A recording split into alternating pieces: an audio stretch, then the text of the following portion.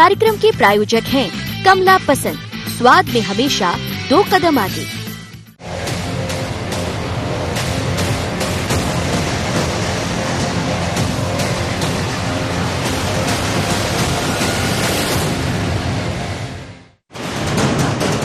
दो 2018 में जिस माई के लाल के कारण सत्ता से पीछे छूटी भाजपा अब उसी सवर्ण वर्ग के जरिए पार्टी आगे की राह आसान करना चाहती है।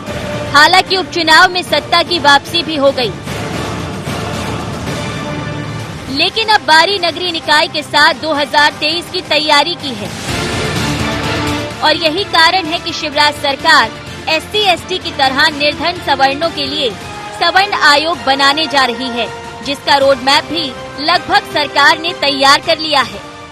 जनता पार्टी की सरकार समाज के हर वर्ग की सरकार, लेकिन सामान्य वर्ग के भी गरीब भाई और बहन, बेटे बेटियां, उनकी समस्याओं का समाधान करना ये सरकार का कर्तव्य है।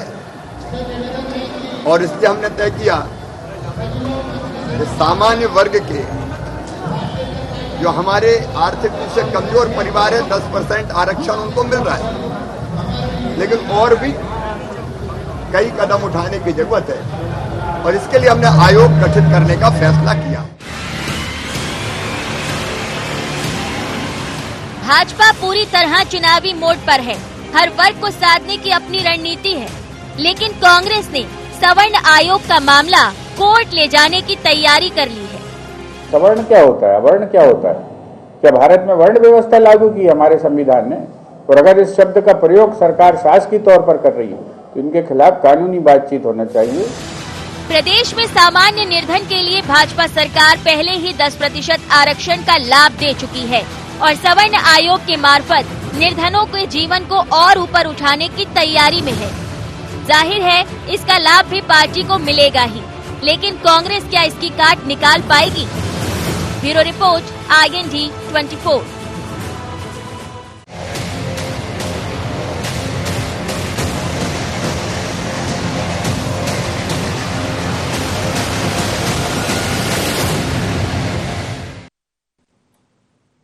IND एजेंडा में आपका स्वागत है। मैं हूं मनोज सनी। आज का एजेंडा है लाल पर सवाल। इस पर चर्चा करेंगे, लेकिन डाल लेते हैं कुछ खास बिंदु पर निगाह। क्या अपने परंपरागत वोट बैंक को साधने की राह पर है बीजेपी? क्या सवर्णों को न्याय दिलाकर अपनी राह की कांटे हटा रही बीजेपी? क्या सवर्णों की बात कर रही बीजेपी को मिलेगा चुनाव में फायदा? क्या बीजेपी के सवर्ण फार्मूला की काट निकाल पाएगी कांग्रेस? इन्हीं खास बिंदु पर आज हम चर्चा करेंगे। लेकिन मध्य प्रदेश की सरकार लगातार गरीब, ऐसे निर्धन जिनकी स्थितियां ठीक नहीं है, वो किसी भी वर्ग के हो, उस पर काम कर रही है। और यही भारतीय जनता पार्टी है, यही सरकार है कि कुछ ना कुछ ऐसा करते रहे जिससे राह भी आसान हो जाए और एक मैसेज भी जाए कि सबके लिए सरकार कुछ करना चाहिए। लेकिन आपको याद होगा 2017 का एक लफ्ज जिसने दिक्कत पैदा कर दी थी और फिर 2018 में चुनाव हुए तो उससे नुकसान भी उठाना पड़ा। और एक एक नुकसान पर बीजेपी काम करती है, चुनाव कोई भी हो, छोटा हो बड़ा हो। और इसीलिए हम देखते हैं कि नगर निगम, नगरीय निकाय के चुनाव में भी जब पार्षद की गली से मुख्यमंत्री गुजरते हैं तो ये मैसेज जाता है कि मुख्यमंत्री या बीजेपी को सबकी खबर। पर अब जब ये मामला स्पष्ट है कि एक सामान्य वर्ग के लिए आयोग बनने जा रहा है, सवर्ण आयोग, और इसमें ऐसे लोगों को मौका मिलेगा, ऐसे लोगों को फायदा मिलेगा जो निर्धन है। और ये वास्तविकता है, निर्धनता कोई वर्ग को देखकर नहीं आती। निर्धनता तो हर किसी की हो सकती है। यदि निर्धनता है तो उसको सबके साथ मिलकर राह से राह मिलाकर चलने का जज्बा भी होना चाहिए और सरकार का काम भी है। लेकिन सरकार इस तरफ बढ़ रही है तो अब इस पर सियासत भी दिखाई दे रही है। कांग्रेस तो ये कह रही है कि वर्ण होना ही नहीं चाहिए, लेकिन वर्ण है कहां नहीं, किस वर्ण की बात कहां नहीं होती सियासत में। चलिए आज इसी को समझते हैं। लाल पर सवाल। मेरे साथ 3 मेहमान जुड़ रहे हैं। गोविंद मालू जी हैं, वरिष्ठ नेता भारतीय जनता पार्टी के। गोविंद जी आपका बहुत स्वागत है। साथ ही जितेंद्र मिश्रा है, प्रवक्ता मध्य प्रदेश कांग्रेस के। जितेंद्र जी आपका भी स्वागत है। और संदीप पुराणिक जी जोड़ रहे हैं, वरिष्ठ पत्रकार। संदीप जी आपका भी स्वागत है। गोविंद मालू जी आप ही से शुरुआत कर लेते हैं। हमें याद है 2017 में जब कहीं एक चूक आप कर बैठे, चूक कहे या उसको दूसरे तरह से ले लिया गया, लेकिन सरकार अब हर वर्ग के व्यक्ति को कुछ ना कुछ लाभ देना चाहती है। सामने नगरीय निकाय के चुनाव हैं, धीरे धीरे कर आप 23 की तरफ भी बढ़ जाएंगे। तो क्या ये उसी की तैयारी है? मनोज जी, चुनाव की दृष्टि से भारतीय जनता पार्टी कोई संतुष्टिकरण, कोई वर्गवाद, कोई संघर्षवाद, कोई जातिवाद की राजनीति नहीं करती। भारतीय जनता पार्टी सबका साथ, सबका विकास और सबका विश्वास में भरोसा करती है। यदि सामान्य वर्ग का कोई निर्धन है तो उसने सामान्य वर्ग में जन्म लेकर कोई अपराध नहीं किया, वो निर्धन है, आर्थिक रूप से विपन्न है, आर्थिक रूप से अक्षम है, तो उसको सक्षम बनाना ये किसी भी सरकार का कर्तव्य होना चाहिए। और उस कर्तव्य के पूर्ति के लिए मध्य प्रदेश की शिवराज सिंह जी के नेतृत्व वाली सरकार से पहले सामान्य निर्धन वर्ग आयोग बनाया था, आपको याद होगा जी। तो सामान्य निर्धन वर्ग के लिए जो सरकार ने 10% का आरक्षण दिया, और अब उनके वर्गों के उन्नयन, विकास और उनकी बेहतरी के लिए क्या किया जा सकता है, उसके लिए सरकार ने घोषणा की है। अभी उसका क्या स्वरूप होगा, क्या उसके अंदर उसका नामकरण किस तरह होगा, इस बारे में अभी फैसला होना है। लेकिन सरकार ने अपनी मंशा व्यक्त की है कि सामान्य वर्ग के लिए और उनकी बेहतरी के लिए, उनकी समस्याओं को दूर करने के लिए, क्योंकि बाकी सबके आयोग हैं, सामान्य वर्ग का भी एक आयोग बने। ठीक। और उसके जो निर्धन, आर्थिक रूप से असमर्थता है या जिसके कारण वो कई शिक्षा में भी, रोजगार में भी कई जगह वो अवसर में वंचित रह जाते हैं, उनको समाज में सब दूर बराबरी का दर्जा मिले और वो हमारे समाज में सभी दूर विषमता समाप्त हो और गैर बराबरी समाप्त हो, उसके लिए काम कर रही है यदि सरकार, तो उसमें क्या गलत बात है? ठीक है, चलिए। कांग्रेस को लग रहा है, कांग्रेस तो ये कह रही है कि हो सकता है इसमें कानून की तरफ यानी कोर्ट की तरफ भी बढ़ जाए। जितेंद्र मिश्रा जी मेरे साथ जुड़े। जितेंद्र जी, यदि कोई व्यक्ति निर्धन है और उसकी आर्थिक स्थिति को बेहतर करना चाहती है सरकार, तो इसमें हर्ज क्या है? आप तो बात कर रहे हैं कोर्ट तक जाने की, कोई वर्ण नहीं होता, वर्ण को लेकर कोर्ट चले जाएंगे, लेकिन कौन नहीं जानता है कि सियासत में वर्ण की बात नहीं होती। आप और हम सब जानते, खूब बात होती है और सब गणित लगाए जाते हैं, कितना प्रतिशत कौन कहां है, उसका लाभ किसको मिलेगा, क्या होगा। मनोज जी, इसी बात को गोविंद मालू जी वरिष्ठ नेता है भारतीय जनता पार्टी के, उनकी समझ में नहीं आ रही। वो कह रहे हैं भारतीय जनता पार्टी जात पात की राजनीति नहीं करती है। मतलब आप ये देखिए, ना मुझे हजम हो रहा है ना आपको हजम हो रहा है। आज जो एक नया शिगुफा चला है मुख्यमंत्री द्वारा, ये किस तरह का प्रयास है? ये किसी को हजम इसलिए नहीं होगा कि आपने भी 27% आरक्षण दे दिया था बैकबर्ड को। मेरा भी वही कहना है कि आज गोविंद जी इतने वरिष्ठ नेता है, लेकिन मैं ये समझ नहीं पा रहा हूं कि अगर कहते हैं कि हम जात पात की राजनीति नहीं करते, हम धर्म की राजनीति नहीं करते, तो ये क्या हो रहा है? मनोज जी, आप ये बताइए, जब सामान्य वर्ग निर्धन आयोग पहले से बना हुआ है, फिर क्या जरूरत है इन्हें इस तरह के? देखिए, ये अपने आप को संविधान से ऊपर समझने लगे। भारतीय जनता पार्टी के जितने भी नेता हैं, ये संविधान को मानते नहीं है, संविधान से ऊपर बात करते हैं। अभी कृषि कानूनों में भी आपने देखा, उसको कहते हैं कि हम स्थगित कर सकते हैं, कोर्ट से रुकवाने की बात करते हैं। मेरा ये कहना है कि कहीं ना कहीं सिर्फ वोट की राजनीति, 24 घंटे वोट की राजनीति करना इनका धर्म है, इन्हें कोई लेना देना नहीं है। आपने ये देखा कि किस तरीके से माई के लाल वाली बात इन्होंने कही थी, और जब कोर्ट गए तो मामला सरकार फेल हो गया था, क्योंकि सरकार ने उसकी पैरवी नहीं की। लेकिन जितेंद्र जी, ये बर का छत्ता होता है, जैसे कहते हैं कि जो बर होता है यानी जिसको महू कहते हैं, उसके छत में कोई हाथ डाल दे तो ये भी वैसा ही है। यदि आप कह रहे हैं कि आप कोर्ट जाएंगे तो ये वैसा ही है, थोड़ा समझ के बोलिए जी। नहीं, मेरा यही कहना है कि इन्होंने उस समय जो गलतियां करी, पहले वोट बैंक की राजनीति का तो परिणाम देख लिया इन लोगों ने। दिखा था गोविंद जी की कथनी और करनी में जो अंतर दिखा था, उसी तरह का एक इनका फिर प्रयास है। देखिए, अब बहुत जमाना बदल चुका है, आपके हर जुमले को जनता का सत्यापन। ठीक है, जब एक आयोग, निर्धन आयोग पहले बना हुआ है, उसकी जरूरत अब दोबारा क्या पड़ी है? निश्चित तौर पर स्थानीय निकाय के चुनाव इनको नजर आ रहे हैं। इन्हें कोई सवर्णों से और सामान्य वर्ग से कोई हमदर्दी नहीं है, लेकिन चूंकि वोट चाहिए, इसलिए पार्टी बीजेपी की तो पहचान ही यही रही है कि वो ज्यादा इसी वर्ग का लाभ उसको मिला है। बाद में उन्होंने आपकी इधर भी सेंध लगा दी। संदीप पौराणिक जी, भारतीय जनता, देखिए मनोज, मैं लौट रहा हूँ, हर तरफ सेंध लौट रहा हूं सर आपसे। लगाने का प्रयास जी, करते जी। हैं। मनोज लेकिन जी, पिछले अभी चर्चा है, अभी उनका क्या राजनीति की परिणाम है। हुआ आपने देखा। अभी संदीप जी वर्गों से में बांटा है, एक बार जाति में प्रतिक्रिया बांटा ले लेने है, दीजिए। भाषा में बांटा है, संघर्ष पैदा किया है देश भर में और अपना राज चलाया है। जी जी, एक बार संदीप पौराणिक जी, अब बात जब होती है कि हम किसी वर्ग की बात नहीं करते, तो ये तो मुझे लगता है राजनीति में किसी भी नेता को कहना अच्छा नहीं लगता है। हम तो जानते पूरी राजनीति कहां है और किस। धीरे धीरे कर कर उत्तर प्रदेश के जब परिणाम सामने आए तो ऐसा लगा कि अब लोग भी समझने लगे कि वर्ग से हमें उठना है और एक दूसरी तरफ चलना है। पर अब फिर सवाल वही है, अच्छा प्रयास इसको कहा जा सकता है, क्योंकि निर्धन ने कोई अपराध थोड़ी कर लिया कि वो सामान्य वर्ग के घर में यदि पैदा हो गया तो वो निर्धन ही बना रहे। यदि निर्धनता को एक ठीक ठाक जगह लाकर खड़ा करने की सरकार की योजना है तो इसमें बुराई क्या। लेकिन वही बात कांग्रेस ने कह दी कि हम कोर्ट चले जाएंगे, और इस सेम वैसे ही है मुझे लग रहा है जो एक गलती पहले हुई थी बीजेपी से, वही गलती कांग्रेस की। मनोज जी, कोई भी राजनीतिक दल हो जो सत्ता में हो, वो ये कहता है कि हम सारा काम जनता के लिए करते हैं, हर वर्ग की तरक्की के लिए काम करते हैं। बीजेपी भी यही कह रही है।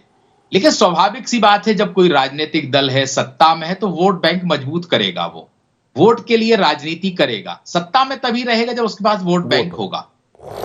वर्तमान दौर में अगर हम बीजेपी की बात करते हैं या सरकार की बात करते हैं तो सरकार को चलते और दौड़ते दिखना चाहिए। इस चौथे कार्यकाल में अगर हम शिवराज जी को देख रहे हैं तो वो हर पल हर दिन दौड़ते और सक्रिय दिखना चाह रहे हैं, और यही कारण है कि वो लगातार सक्रिय हैं, घोषणाएं कर रहे हैं, नए नए जो प्रयास हैं वो सामने ला रहे हैं। जहां तक सामान्य वर्ग की बात है, उन्होंने आयोग की बात कही है। जब पिछड़ों के लिए आयोग है, अल्पसंख्यकों के लिए आयोग है, तो उन्होंने सामान्य वर्ग के लिए भी आयोग की बात कह दी। ये कोई बहुत बड़ा मसला नहीं है। लेकिन जो आपने बर्र के छत्ते में हाथ डालने वाली बात कही है, ये कांग्रेस फिर एक चूक कर रही है। उसे इंतजार करना चाहिए कि आखिर सामान्य वर्ग के लिए क्या होने जा रहा है। अगर वो सीधे कोर्ट में जाने की बात करने लगते हैं तो इसका आशय यह है कि वो सवर्णों का या सामान्य वर्ग का जो गरीब आदमी उसके खिलाफ जा रहे हैं। और कांग्रेस हर बार यही चूक कर रही है। वो इंतजार नहीं करती कि सरकार ने जो फैसला लिया है, जो अनाउंसमेंट किया है, उसकी कार्य योजना क्या होगी और किस तरह से विरोध करना चाहिए। ये जो वो बात कोर्ट में जाने की कह रहे हैं, आप सीधे सीधे तौर पर सामान्य वर्ग के खिलाफ खड़े हो रहे हैं। जी जी, लॉस नुकसान किसका होगा? कांग्रेस का ही होगा। बीजेपी जो चाहती है उसे लाभ मिल जाएगा। तो कम से कम कांग्रेस को इंतजार करना चाहिए और फिर आगे बढ़ना चाहिए। बिल्कुल आपने ठीक कहा, और मुझे लग रहा है कि अभी ये तो एक चर्चा है। हालांकि लगभग जब कोई सरकार इस पर बात कर रही है तो निश्चित है कि लोग बैठे होंगे, एक रोड मैप बना होगा, उस पर आगे बढ़ने की बात है। अब सवर्ण आयोग रहेगा उसका नाम कि कुछ और हो जाएगा, क्योंकि सवाल खड़े हो गए। यह एक छोटा सा ब्रेक, अभी लौटते हैं, चर्चा को आगे बढ़ाएंगे।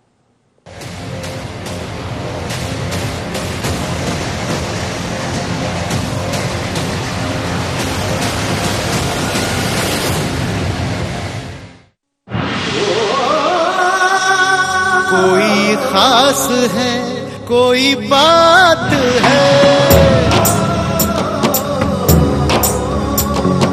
कमला पसंद।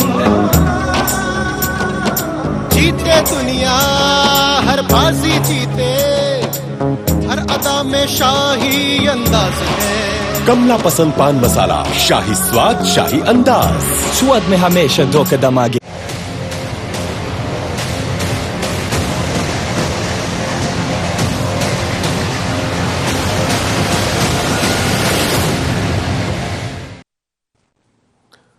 ब्रेक के बाद एक बार फिर आपका स्वागत है। सवाल है लाल का सवाल, इसी पर हम बात करें। मेरे साथ 3 मेहमान जुड़े हैं। जितेंद्र मिश्रा जी हाथ उठा रहे थे, कुछ कहना चाह रहे थे, इसलिए जितेंद्र जी आपके पास आ रहा हूं, आप कह दीजिए। नहीं, देखिए मनोज जी, मेरा ये कहना है, संदीप पौराणिक जी ने जो विवेचना करी है, मुझे लगता है वो गलत करी है। मैं उससे असहमत हूं।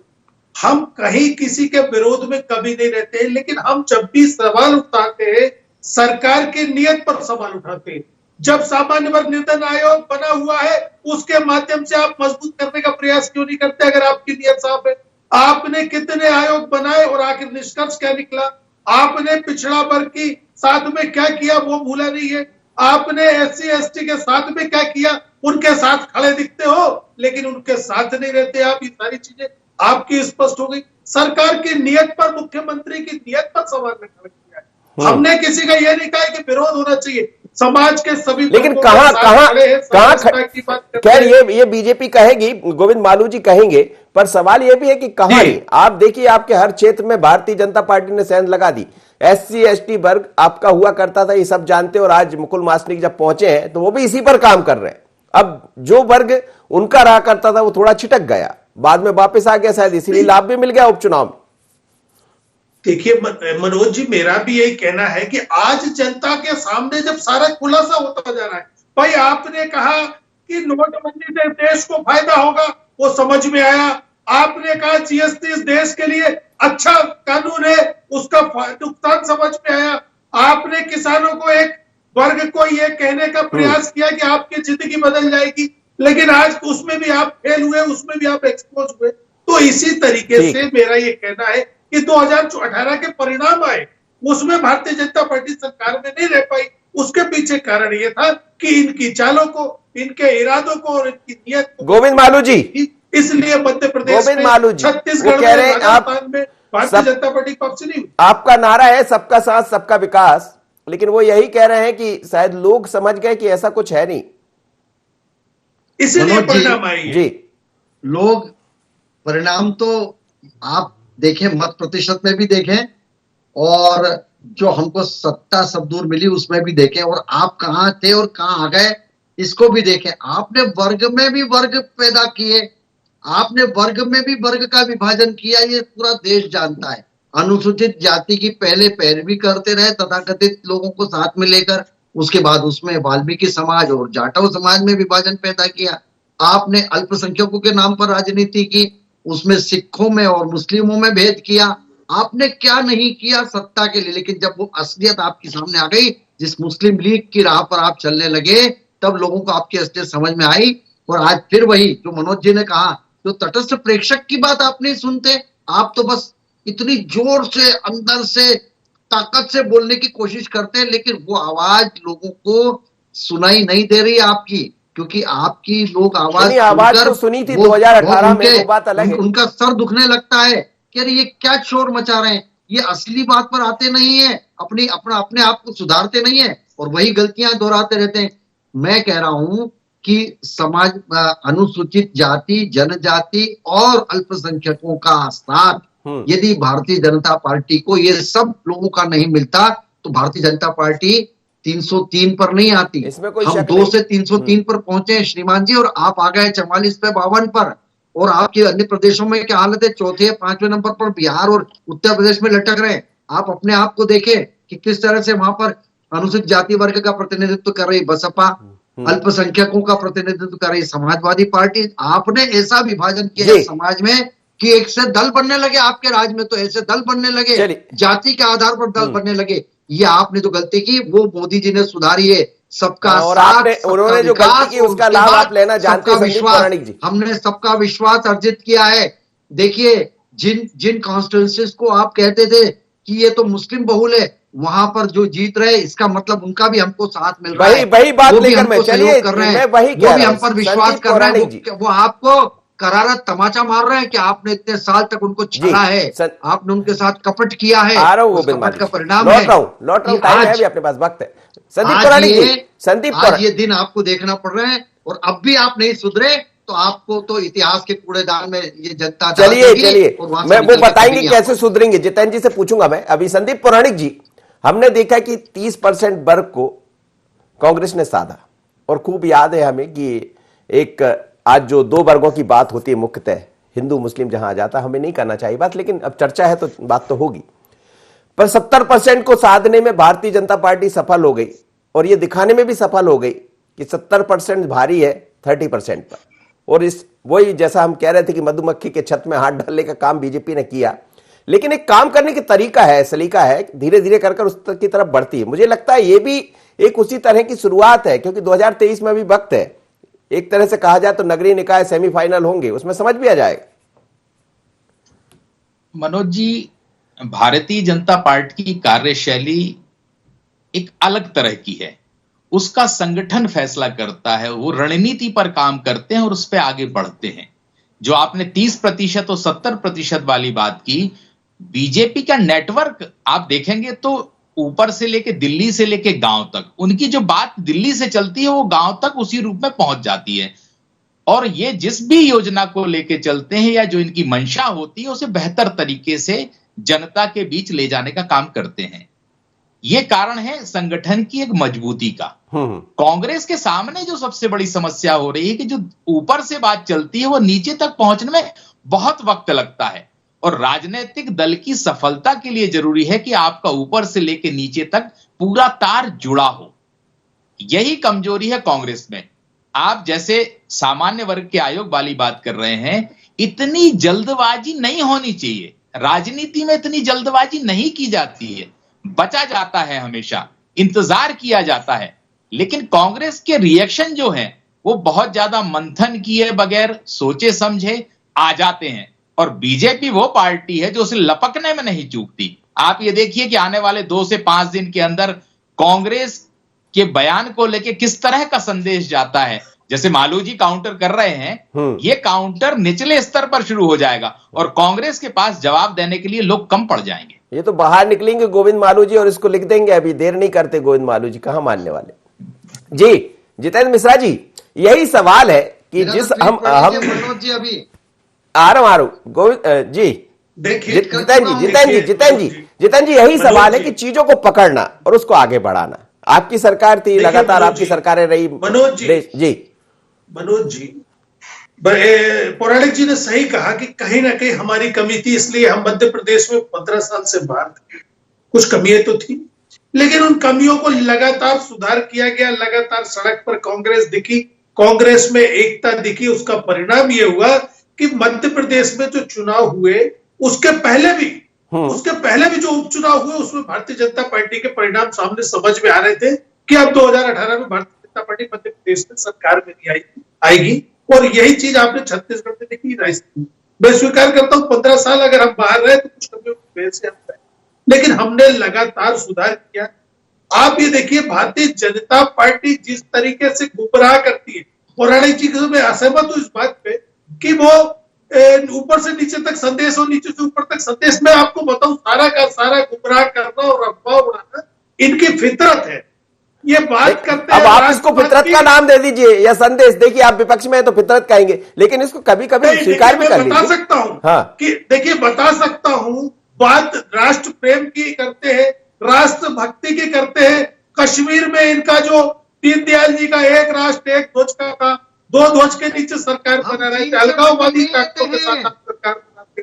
क्या है इस तरह की कांग्रेस का समझौता नहीं करते हैं, इस तरह का पाखंड हम दुश्मनों से समझौता नहीं करते हैं। ये बात हम स्वीकार करते हैं।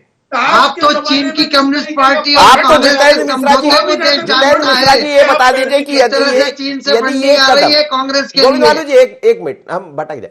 जितेंद्र मिश्रा जी ये बता दीजिए कि यदि माना कि 30-35% सामान्य वर्ग है जैसा हम देख रहे, लेकिन सवाल यह है कि यदि उस परसेंट की तरफ बढ़ चली है बीजेपी तो इसकी काट क्या कांग्रेस के पास? नहीं देखिए सवाल इस बात का है, बीजेपी कहीं नहीं बढ़ चली है मनोज जी, बीजेपी सिर्फ भाषणों में बढ़ चली है। आपने देखिए भ्रम कायम है आपका, जितने भी इनके कदम उठे आपका भ्रम कायम रहना चाहिए। चलिए साफ नियत से काम किया, कहीं नहीं बढ़ रही। गोविंद मालू इससे इनकी नियत समझ में आती है कि माई के लाल के जाके बीच में माई के लाल के आरक्षण की बात कर दो, सवर्णों के बीच में सवर्णों की बात कर दो, हिंदुओं में जाके हिंदुओं की बात कर दो। वो तो आरक्षण आपने भी किया, 27% आरक्षण आपने आपको ये बताऊं हमारी नियत और आपकी बदनीयत। मैं जवाब ले लेता, जवाब आपको समय हो गया। हाँ गोविंद मालू जी कहिए, ये सवाल बड़ा सवाल ये है कि कैसे, मुझे ये बता दी गोविंद मालू जी, ये बता दी इसको कैसा लेकर जाएंगे आप? जो आप कह रहे हैं कि निर्धन लोग है, जो सामान्य निर्धन है, उनको वही दर्जा देना या उनका उत्थान को ऊपर लेकर आना, उनको बढ़ाना, ये अच्छी बात है, लेकिन इसको कर कैसे पाएंगे? ऐसा ना हो कि कहीं दूसरी तरफ इसका दूसरा और असर आपकी तरफ भी चले जाए, वो दिखाई देने लगे। मनोज जी, जिसे हमने बाकी कई जगह रिफॉर्म्स किए हैं, अलग अलग हमने सेगमेंट में काम करके उनके उन्नयन और विकास का काम किया है, उनकी उन्नति का मार्ग प्रशस्त किया है, ऐसे ही हम करेंगे। आने दीजिए सामने कि हम किस तरह से आर्थिक जो दोनों के बीच में खाई है उसको दूर करके उनको आर्थिक रूप से संपन्न बनाना, क्योंकि सब वर्गों में आर्थिक रूप से जब संपन्नता आएगी तो राष्ट्र और प्रदेश दोनों संपन्न होंगे। हम चाहते सब एक साथ सबका विकास हो और एक साथ सब में विश्वास पैदा हो, और इसीलिए हमने अलग अलग जो समाज के इन्होंने जो जिनको वर्ग कहते हैं, ये जाति कहते हैं, इन्होंने फिरकों में बांटा, हम उन सब का विकास एक साथ करना चाहते हैं। निर्धन भी क्यों निर्धन रहे, चाहे वो अनुसूचित जाति वर्ग का हो, चाहे जनजाति वर्ग का हो, चाहे अल्पसंख्यक वर्ग का हो। हमने अल्पसंख्यक वर्ग के लिए भी इन्होंने तो वोट बैंक इस्तेमाल किया, हमने उनको हुनर की हुनर के लिए किया, मदरसे में आधुनिक शिक्षा देने की बात कही, हमने कई तरह से ऐसे किया ताकि शिक्षा भी उनको मिले, उनको अच्छा व्यापार रोजगार मिले। वही संदीप पौराणिक जी से एक छोटी सी प्रतिक्रिया ले लो। संदीप पौराणिक जी समझा, उनको हमेशा जाहिल और मुफलिस बना के रखा। चलिए मैं नहीं कह रहा हूँ, वो आप कहते रहिए, संदीप पौराणिक जी, संदीप पौराणिक जी, सवाल यही है कि ये जो सरकार जो निर्णय लेने जा रही है, हालांकि अभी तो इसका रोड मैप भी मुझे लग रहा है कुछ काम इसमें बढ़ गया होगा, लेकिन क्या आपको लग रहा है कि इसमें कामयाब हो जाएगी भारतीय जनता पार्टी? देखिए, भारतीय जनता पार्टी तो स्वाभाविक है कि वोट बैंक को लेकर आगे चल रही होगी। उसका मकसद कहीं ना कहीं कांग्रेस को उलझाना भी है। मैं अगर थोड़े में कहूं तो कुल मिलाकर के बीजेपी ने और शिवराज सरकार ने गुगली फेंक दी है, और मुझे लगता है कि कांग्रेस इसमें भी उलझ जाएगी। चलिए, बहुत बहुत धन्यवाद आप सभी मेहमानों का मेरे साथ जुड़े। अब ये गुगली किस तरफ जाएगी और कितना कौन उलझेगा, ये भी बिल्कुल सच है। लेकिन मध्य प्रदेश की सरकार अब निर्धनों के लिए आयोग बनाने जा रही, जिसका नाम क्या होगा अभी स्पष्ट नहीं है, लेकिन मोटे तौर पर यह कहा जा रहा है कि सवर्ण आयोग होगा। सवर्ण आयोग होगा तो वर्ण की बात आ जाएगी, और वर्ण की बात आएगी तो कांग्रेस को एक मौका मिलेगा। लेकिन जैसे ही इसका नाम, अभी तो फैसला लिया गया है कि ऐसा करने जा रहा है, खुद मुख्यमंत्री ने कहा है, पर यह जाएगा किस तरफ, क्या इसका असर कुछ और तो नहीं हो जाएगा? लेकिन बात होती है सबका साथ सबका विकास, पर सियासत में दिखता कहां है? सियासत तो कुछ और कहती है। आज इतना ही, मुझे दीजिए इजाजत, बने रहिए इंडी 24।